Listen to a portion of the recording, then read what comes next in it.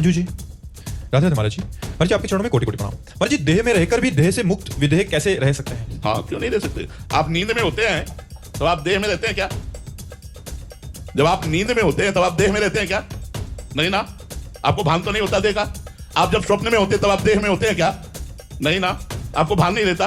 आप जब कहीं खोए होते हो तो क्या आप देह में रहते हो क्या? उस समय भान नहीं रहता। ऐसे ही जो परमात्मा में खो जाए, जो परमात्मा में समाधिस्थ हो जाए, जो परमात्मा के अनुराग में तो पांचों भूले देह सुधी छठे भावना रास की तब पावे रसरी स्वामी श्री हरिदास की। जब देह का राग छूट गया और परमात्मा के चिंतन में तन्मय है तो उसकी स्थिति देह में करते हुए दिखाई देते हुए भी कुछ नहीं होती। आप सत्य मानिए, बोलते हुए भी वो नहीं बोल रहा, खाते हुए भी वो नहीं खा रहा, चलते हुए भी वो नहीं चल रहा, देखते हुए भी नहीं देख रहा, कुछ करते हुए भी वो कुछ नहीं कर रहा, नहीं करते हुए भी वो सब कुछ कर रहा है।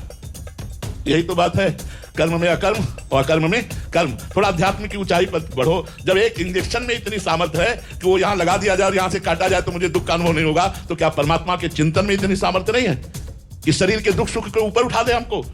तो देह में जो पीड़ा है वो है, लेकिन मेरे को पीड़ा नहीं है। देह में रोग है लेकिन मेरे को रोग नहीं है। देह में परेशानी है लेकिन मैं आनंदित हूं। ऐसे रहा जाता है।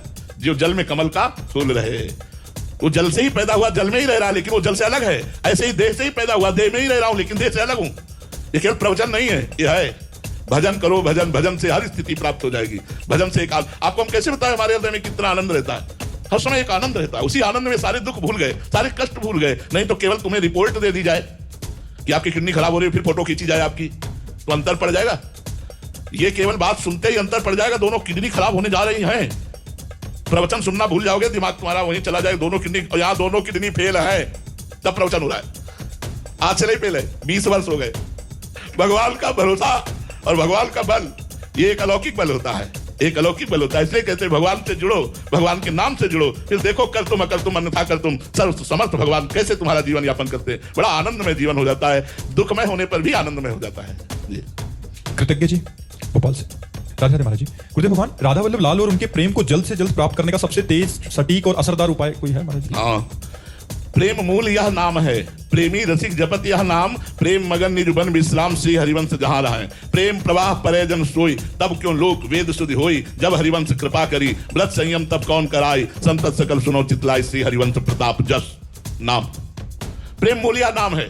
हर समय जपो राधा वल्लभ श्री हरिवंश, राधा वल्लभ श्री हरिवंश, राधा वल्लभ श्री हरिवंश, और निरंतर का अभ्यास करो। अगर रोना ना आने लगे तो मुझे बताना, राधा वल्लभ प्राण प्यारे ना लगने लगे तो मुझे बताना, अगर जीवन तुम्हारा आनंदमय ना हो जाए तो मुझे बताना। बस हर समय निरंतर पकड़ लो राधा वल्लभ लाल को, हृदय ध्यान मुख नाम। हृदय में उनका ध्यान हो, मुख में उनका नाम हो, जीवन परम मंगल में हो जाएगा।